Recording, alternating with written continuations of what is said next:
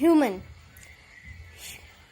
हमारे लिए human being एक ऑर्गन्स का कॉम्बिनेशन हो सकता है, एक ऑर्गन सिस्टम का कॉम्बिनेशन हो सकता है, बट ये कॉम्बिनेशन है cells, tissues, organs, organ systems का, और सबसे इम्पॉर्टेंट मटेरियल डीएनए का, जिसे हम डीऑक्सीराइबोन्यूक्लिक एसिड भी कहते हैं। इस डीएनए के अंदर वो इंफॉर्मेशन, वो जीन्स, वो फीचर्स होते हैं जो कि एक पेरेंट से ऑफस्प्रिंग्स में ट्रांसफर होती हैं। ये बहुत ही इम्पॉर्टेंट होता है हमें किसी भी चीज के डेवलपमेंट के लिए, जैसे कि ड्रग्स, वैक्सीन्स, सिर्फ इसी डीएनए सीक्वेंसेस के स्पेसिफिक बनाई जाती हैं। So for this DNA sequencing, we should know the primitive method which has been used for sequence it. The first and the very common method is the maximum Gilbert method, which is also known as a chemical degradation method.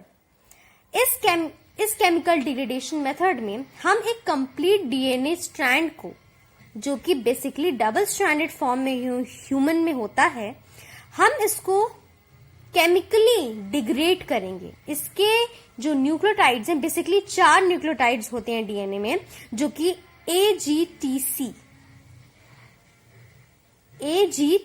Adenine, guanine, cytosine and thymine, ये 4 होते हैं। ये 4 को हमें break करना है, और इस तरीके से हमें इनको ब्रेक करना है कि हमें इनका पोजीशन पता चल जाए कि कौन से स्ट्रैंड के हिस्से में, उसके रीजन में कहाँ ग्वानिन प्रेजेंट है, कहाँ एडेनिन है, कहाँ साइटोसिन और कहाँ थाइमिन है। ऐसे हमें उस पूरे डीएनए स्ट्रैंड का सीक्वेंस मिल जाएगा। अब इसके हम थोड़ा सी इंट्रोडक्शन के बारे में अगर हम बात करें, तो इस मेथड को डेवलप किया था मैक्समम ने और वॉल्टर गिलबर्ट ने 1976 और 77 में। ये बेस्ड होता है nucleotide specific partial chemical modification of DNA और subsequent cleavage of the DNA backbone at sites adjacent to modified nucleus. इसमें कुछ स्पेसिफिक टाइप के कंपाउंड्स का यूज हम करेंगे केमिकल डिग्रेडेशन के दौरान, जो कि होते हैं डाइमेथाइल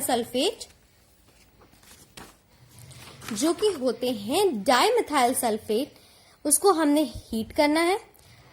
दूसरा होता है ये हाइपरडीन, ये एक केमिकल कंपाउंड होता है जो कि फॉस्फोडाइएस्टर बॉन्ड को ब्रेक करेगा। दूसरा यूज करेंगे हम फॉर्मिक एसिड, जो कि इसी डाइमेथाइल सल्फेट को डिसॉल्व कर लेगा अपने में। तीसरा है हाइड्राजीन, जो कि NH2 ग्रुप होता है, और इस हाइड्रोजीन को हमें 2 मोलर NaCl में डिसॉल्व करना है। इसके साथ भी हम इसमें डालेंगे पाइपरडीन। चारों टेस्ट ट्यूब्स में हमें इसमें पाइपरडीन डालना होगा। ये कुछ कॉमन रिएजेंट्स हैं जिनका हम यूज करते हैं इस डीएनए सीक्वेंसिंग मेथड में।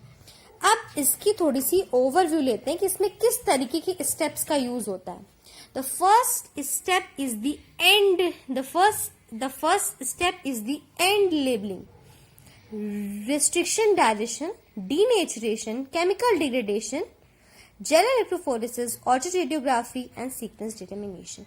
These are a 7-step process of this DNA sequencing method. सबसे पहले हम इसका मैकेनिज्म समझें कि ये कैसे सेकेंड डबल स्ट्रैंडेड से सिंगल स्ट्रैंडेड आता है। ये इसके जो 5' एंड पे जो फॉस्फेट ग्रुप अटैच है, ये हम रिमूव करेंगे एल्कलाइन फॉस्फेटेज से, यहाँ पे डीफॉस्फोराइलेशन के प्रोसेस से। तो ये फॉस्फेट ग्रुप यहाँ पे हट जाएगा। फिर इस स्ट्रैंड में हम पॉलीन्यूक्लियोटाइड काइनेज का यूज करेंगे, जो कि एक हाई एनर्जेटिक फॉस्फेट प्रोवाइड करेगा, जो कि रेडियोएक्टिव नेचर का होगा, और ये आके अटैच जाएगा इस 5' एंड पे वापस से। फिर हम इसका रिस्ट्रिक्शन डायरेक्शन करेंगे। इसको 2 फ्रैगमेंट्स में हम ब्रेक करेंगे, एक लॉन्गर फ्रैगमेंट होगा और एक स्मॉलर फ्रैगमेंट होगा। दोनों को हम अलग सीक्वेंस भी कर सकते हैं, बट हम स्मॉलर सीक्वेंस को जनरली हम डिस्कार्ड भी कर सकते हैं, उसे हटा भी सकते हैं। इसको फिर हम डीनेचुरेशन करेंगे हाई टेम्परेचर पे। ये सिंगल स्ट्रैंडेड हमें and labelled single stranded DNA हमें मिल गया, जो कि जिसका एंड रेडियो एक्टिवली लेबल्ड है। अब इसको हम 4 टेस्ट ट्यूब्स में डिवाइड करेंगे। इसको हम 4 डिफरेंट टेस्ट ट्यूब्स में डिवाइड करेंगे, जिसमें फर्स्ट में guanine, adenine plus guanine, cytosine plus thymine and cytosine. इसमें डाइमेथाइल सल्फेट विथ हीट। दूसरा डालेंगे इसमें हम piperidine, DMS in formic acid piperidine, hydrazine piperidine, hydrazine in 2 molar NaCl and piperidine. ये 4 रिएजेंट्स को हम इसमें डाल देंगे। अब जो इसका जो विजुअलाइजेशन है ये हमारे अग्रगोज जेल पे होगा, मतलब जेल इलेक्ट्रोफोरेसिस पे होगा।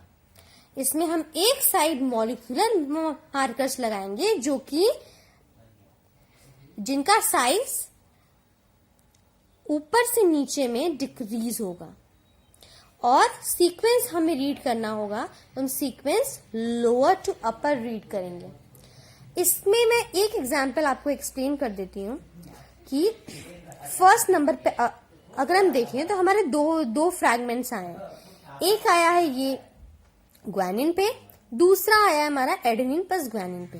तो ये साफ पता चलता है कि अगर वही फ्रैगमेंट ग्वानिन पे है और वही फ्रैगमेंट एडेनिन प्लस ग्वानिन पे है तो मतलब यहाँ जो न्यूक्लियोटाइड प्रेजेंट है वो ग्वानिन प्रेजेंट है, तो हम यहाँ पे ग्वानिन का G लिख देंगे। दूसरा एग्जाम्पल अगर देखें तो यहाँ पे कहीं और कोई फ्रैगमेंट नहीं है इस जेल पे, सिर्फ A प्लस G पे ये फ्रैगमेंट है, तो मतलब G भी नहीं है, साइटोसिन थायमिन नहीं है, साइटोसिन नहीं है, तो ये दोनों हमारे AA हो गए। ऐसे ही करके हम पूरे जितने फ्रैगमेंट जेल पे हमारे आए हैं ये सबको हम यहाँ पे इनके न्यूक्लियोटाइड्स लिख देंगे और नीचे से ऊपर के सीरीज में जाके सीक्वेंस को हम रीड करेंगे। इसी तरीके से हमें हमारे DNA स्ट्रैंड का सीक्वेंस मिल जाएगा और उस सीक्वेंस की मदद से हम कोई भी बायोमेडिकल वर्क कर सकते हैं। कोई भी चीज में हम इस सीक्वेंसेस का यूज हम कर सकते हैं। फिर इसी को ऑटो रेडियोग्राम पे हम इसे विजुअलाइज कराते हैं, तो इसका एक एंड रेडियो एक्टिव रहेगा, तो यूवी लाइट के प्रेजेंस में ये फ्लोरेसेंस शो करेगा और हमें स्ट्रैंड्स आसानी से विजुअलाइज होंगे। जो बड़े वाले स्ट्रैंड्स होंगे वो ऊपर के साइड होंगे, जो छोटे वाले स्ट्रैंड होंगे वो नीचे के साइड होंगे, और ये डिक्रीजिंग ऑर्डर में बेसिकली होता है। So a very thank you for watching this video.